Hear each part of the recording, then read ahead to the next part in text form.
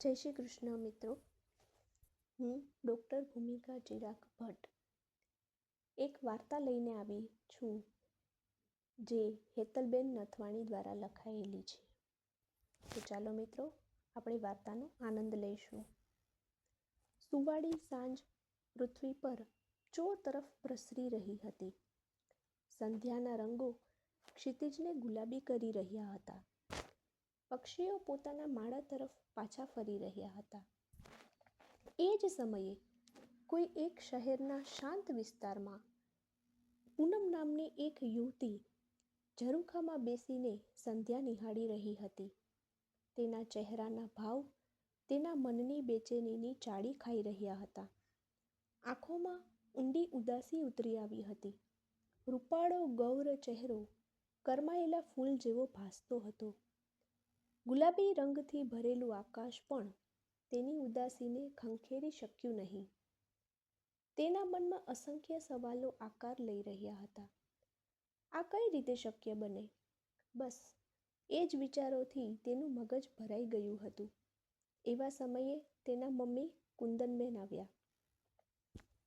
કુંદનબેન પૂનમના મનમાં ચાલી રહેલા વિચારોના તુમુલ યુદ્ધને સારી રીતે જાણતા હતા. બેટા, હું જાણું છું કે તું શું વિચારી રહી છે અને છેલ્લા થોડા દિવસોથી આ દુવિધામાં આપણે ફસાયેલા છે. પણ બેટા, કોઈ નિર્ણય તો લેવો જ પડશે ને. પૂનમે માત્ર આંખો પટપટાવી. ત્યાં જ ડોરબેલ રણકી ઉઠી. પૂનમના પપ્પા હેમંતભાઈ આવી ચૂક્યા હતા. પૂનમના ચહેરા પરના ભાવ તેમણે વાંચ્યા.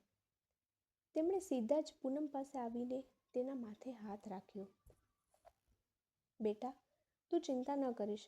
અમે તારી સાથે જ છીએ. તું અમને ક્યારેય ભારી પડવાની નથી. તું અમારા કાળજાનો કટકો છે. પણ એક વાત કહું? પૂનમે હકારમાં માથું હલાવ્યું. જો બેટા, તું વિજયને ઘણા સમયથી ટાળી રહી છે, પરંતુ એકવાર મળીને તેને તારી પરિસ્થિતિ જણાવવી જરૂરી છે. તેને એકવાર આપણી સાથેની મુલાકાત માટે તૈયાર કર. જ્યારે એ પરિસ્થિતિને સમજશે ત્યારે યોગ્ય નિર્ણય લઈ શકશે. પૂનમ ખૂબ જ હોશિયાર અને મુશ્કેલીઓને પડવારમાં જ માત દેનારી યુવતી હતી. પરંતુ તેની એક જ નબળાઈ હતી, જેને પોતે સમય સાથે લડીને પોતાની તાકાત બનાવી હતી. નાનપણમાં જ પૂનમને પોલિયો થઈ ગયો હોવાથી તેના બંને પગ કાર્ય કરતા બંધ થઈ ગયા હતા. તે વર્ષોથી વ્હીલચેર પર જ હતી. પોતાની દીકરીની આવી હાલત જોઈને કુંદનબેન અને હેમંતભાઈ દુઃખી થતા રહેતા, પરંતુ એ પૂનમ જ હતી જે તે બંનેને સંભાળી લેતી. પૂનમના આત્મવિશ્વાસે તે બંનેના મનને પણ મજબૂત કરી નાખ્યું હતું. પૂનમને ખૂબ ભણાવી અને આજે તે કેમેસ્ટ્રી વિભાગમાં પ્રોફેસર હતી. સાથે જ તે ટેકનોલોજીના ઉપયોગથી ઓનલાઈન વિદ્યાર્થીઓનું માર્ગદર્શન પણ કરતી હતી. તેના પગમાં તકલીફ હોવા છતાં પોતાના પગભર હતી. કુંદનબેનને પૂનમના ભવિષ્ય વિશે, પૂનમના લગ્ન વિશે સતત ચિંતા રહેતી.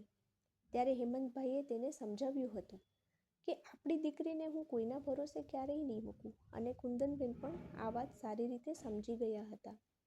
પૂનમ ખૂબ જ આત્મવિશ્વાસથી ભરેલી, મજબૂત મનોબળ ધરાવતી યુવતી હતી. પૂનમને પણ ક્યારેય લગ્ન કરવા જ નહોતા. છતાં પણ કુંદનબેન સગા સંબંધીઓ દ્વારા પૂનમ માટે ઠેકાણાની વાત ચલાવતા રહેતા. પૂનમની સફળતા વરેલી હોવા છતાં કોઈ યુવક આ દિવ્યાંગ યુવતી સાથે લગ્ન કરવા તૈયાર જ ન થતો. પૂનમે પણ પોતાનું મન લગ્ન તરફથી વાળી લીધું હતું. લગ્ન વયની ઉંમરમાં જ્યારે હરેક યુવતીઓના અરમાન હોય છે, તેમ પૂનમના પણ અરમાનો હતા, પરંતુ તેણે ક્યારના મનના એક ખૂણે તેને સંઘરીને મૂકી દીધા હતા. એવામાં જ ઓનલાઈન પ્લેટફોર્મ પર તેનો વિજય મલ્હોત્રા સાથે સંપર્ક થયો. તે એક સોફ્ટવેર એન્જિનિયર હતો અને મદ્રાસ સ્થિત કંપનીમાં પ્રતિષ્ઠિત પદ પર હતો. તે પૂનમથી ઉંમરમાં 2 વર્ષ મોટો હતો. ઘણી યુવતીઓ હેન્ડસમ હીરો જેવા દેખાતા વિજયને પોતાનો બનાવી લેવા માટે તત્પર રહેતી, પરંતુ વિજયને તો ક્યારેય લગ્ન કરવા જ નહોતા. તેનું લક્ષ્ય તો માત્ર પોતાના સપના એટલે કે કોઈ એક મુકામ પર પહોંચવાનું હતું. તેના ઘરેથી પણ લગ્નની વાત કરીને તેના માતા પિતા થાકી ગયા હતા, પરંતુ વિજય ટસનો મસ નહોતો થયો. તેવામાં જ પૂનમ અને વિજયની મિત્રતા આગળ વધવા લાગી. વિજય પૂનમના વિચારોથી પ્રભાવિત થવા લાગ્યો. પૂનમે ક્યારેય પણ પોતાનો ફોટો તેને મોકલ્યો જ નહોતો. જ્યારે પૂનમ વિજયને ઓનલાઈનના માધ્યમથી જોઈ શકતી હતી, વિજયે નક્કી કરી લીધું કે તેને જીવનસાથીના રૂપમાં તો પૂનમ જ જોઈએ છે. પૂનમે ખૂબ આનાકાની કરી, પરંતુ વિજય પોતાની લાગણીઓ પાસે નિયંત્રણ રાખી નહોતો શકતો. તેને ના પાડવા માટેનું કારણ પૂછ્યું ત્યારે પૂનમે ખામોશી ધારણ કરી લીધેલી. પૂનમે તેની સાથે સંપર્ક સાધવાનો પ્રયાસ પણ બંધ કરી દીધો, જ્યારે વિજય સતત તેને મેસેજ કર્યા કરતો. વિજયના ઘરે પણ આ વાતની ખબર પડી ત્યારે તેના માતા પિતાએ વિજયની પસંદમાં હા પાડવાનું નક્કી કરી લીધું હતું. ઘણા દિવસોથી પૂનમ મૂંઝવણમાં મુકાયેલી હતી. છેવટે પોતાના માતા પિતાના વિચાર મુજબ તેણે વિજયને અને તેના મમ્મી પપ્પાને સાથે ઘરે આવવાનું આમંત્રણ આપી દીધું. તહેવારોની રજામાં વિજયને પણ રજા મળે તેમ હતી. તે પોતાના પરિવાર સાથે પૂનમના ઘરે આવી પહોંચ્યો. વિજયને હવે સમજાયું કે પૂનમ શા માટે લગ્નની ના પાડતી હતી. વ્હીલચેર પર બેઠેલી પૂનમ જ્યારે વિજય અને તેના માતા પિતાની સામે આવી ત્યારે વિજયના માતા પિતાને ખૂબ આંચકો લાગ્યો. 2-3 દિવસ માટે પૂનમના ઘરે તેઓએ રોકાણ કર્યું.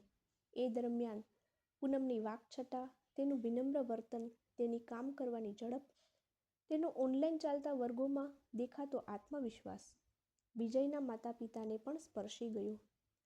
તેઓને વિજયની પસંદ માટે માન ઉપજ્યું અને છેવટે રાજી ખુશીથી બંનેના લગ્ન કરી દેવામાં આવ્યા. લગ્ન બાદ પૂનમ વિજય માટે હંમેશા એક ગીત ગાતી, આપકી નઝરોं ને સમજા, પ્યાર કે કાબિલ મુझे, દિલ કી એ ધડકન ઠહર જા, મિલ ગઈ હે મંઝિલ મુझे. તો મિત્રો, આ વાર્તા કેવી લાગી તે જરૂરથી જણાવજો, જેથી તેનો તમારા દ્વારા આપવામાં આવેલો પ્રતિભાવ હેતલબેન નથવાણી સુધી પહોંચી શકે. નમસ્કાર.